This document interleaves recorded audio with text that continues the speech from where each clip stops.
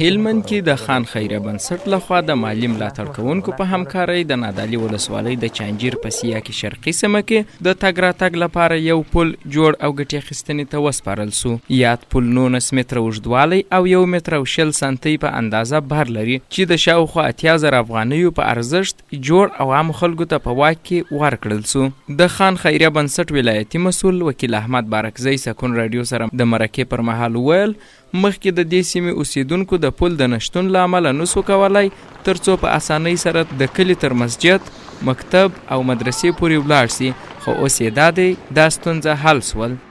دغه پل د خان خیریه بنسټ له طرفه په هلمند ولایت د چانجیر په سیمه کې جوړ شوی دی چې د دې خلکو د مشکلاتو د حل لپاره چې دوی نسوه کولی چې تګ راتګ په ډېر اسانۍ سره د ماجته پورې او داسې تر کلینیکو تر مکتبه او همداشان تر مدرسې پورې ورسېږي. د دوی د وسایي دپاره د خان خیریه بنسټ له طرفه په ضرب د 10 ورځو جوړ سو او ګټې اخیستنې ته وسپارل سو.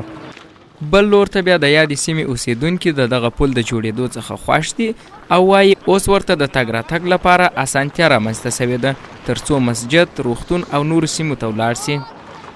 د پښو پیاده مزل به و چې پر بشران پر سیپن به راګرځېدلو. اوس د 10 دقیقو په اندازه سره موږ کولی شو چې مکتب ته ورسېږو یا کلینیک ته ورسېږو. دا مسلمانان یم دغه دلودی ماجد ته لودی نه شی دلودی اوس د ماجد ته راله وساس ول خلک هم پر تیریږي مکتب ته ځي دورې وایسته پر تیریږي. موږ هم په خوشحاله یو چې دغه تشي جوړ کړي. د پورې وتو امکان یې نه و نو پر هغه سر باندې چې راګرځي یو نیم ساعت وخت یې نیوی.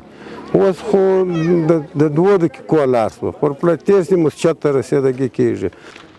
هلمند نادعلي ولسوالي سیه کې شرقي سیمه کې داسې مهال یو پل جوړ او ګټې اخیستنې ته د یوې خیریه بنسټ له لوري وسپارل سو چې د هلمند ولایت بېلابېلو سیمو او ولسوالیو کې دا ډول رغنیزو پروژو ته زیاته اړتیا لیدل کېږي. محمد اسماعیل وفا، سکون رادیو.